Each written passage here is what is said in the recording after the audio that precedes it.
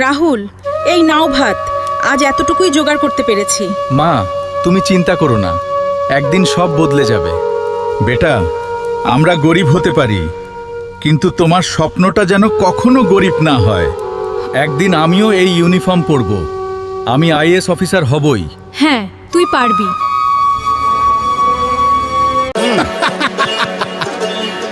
গরিবের ছেলে আবার ডিএম হবে, তুই আইএএস হবি?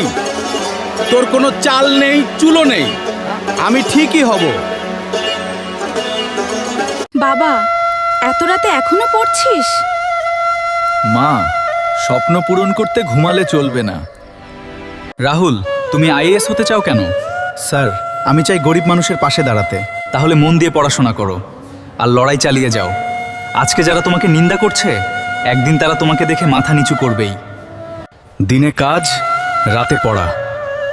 কষ্ট হচ্ছে, কিন্তু আমি হার মানব না।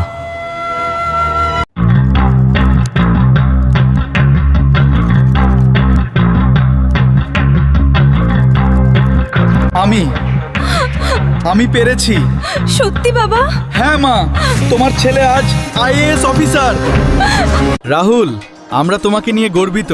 আজ আমাদের স্বপ্ন সার্থক হলো। আমরা তোমাকে খুব ভালোবাসি বাবা। আজ আমি এই গ্রামের মানুষের জন্য কিছু করতে এসেছি।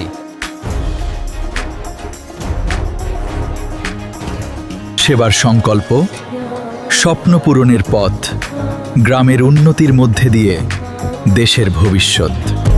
গরিব কখনো স্বপ্ন দেখে না, স্বপ্ন দেখে সেই মানুষ যে কখনো হার মানে না।